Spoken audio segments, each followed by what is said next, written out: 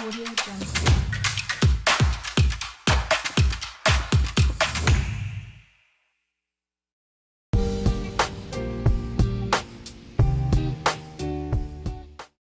C'est se chercher un peu, dans le sens où les codes ont changé, autant pour les femmes que pour les hommes, et que du coup, je dirais qu'on ne sait pas trop où se placer, de manière générale, dans la relation sociale et dans la relation de couple. Ouais. Du coup, ouais, question assez vaste.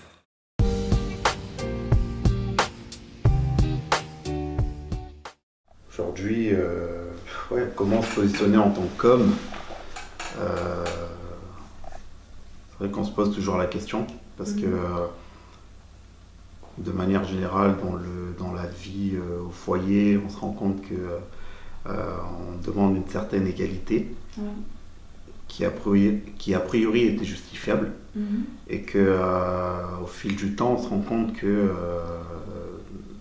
les positions ont changé, parce qu'on retrouve un peu plus d'hommes au foyer, par exemple, on retrouve un peu plus de femmes qui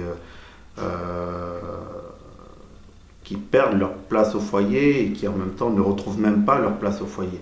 C'est-à-dire que ce soit de la façon sur la partie éducative des enfants et sur la partie relationnelle au niveau de leur couple. On passe tellement plus de temps aujourd'hui à l'extérieur qu'à la maison que forcément on perd des choses.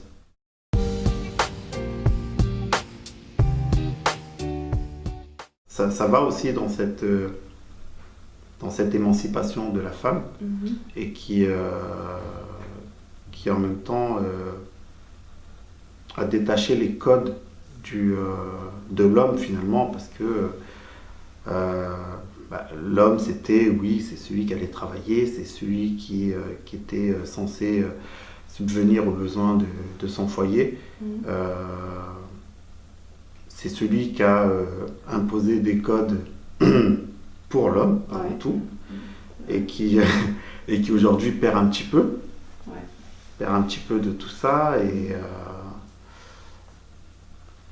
après, je dirais que dans cette évolution, c'est vrai qu'il y en a qui trouveront que c'est juste, d'autres un peu moins, les conservateurs par exemple. Après, objectivement, on peut dire aussi que est-ce que dans cette évolution, finalement, l'homme n'essaye pas de ressembler à... la femme, pardon, n'essaye pas de ressembler à l'homme, au point finalement de mal utiliser ce qu'elle a acquis, et que du coup, limite, on se retrouve avec deux masculins. Limite.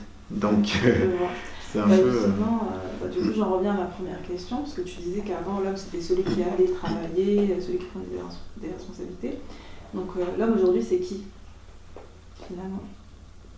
Puisque ce n'est plus celui, en tout cas le seul, qui va travailler. Enfin, quelle est sa position, en fait, finalement? Je pense qu'on se la pose toujours. Je ne sais pas si aujourd'hui on peut avoir une réelle réponse.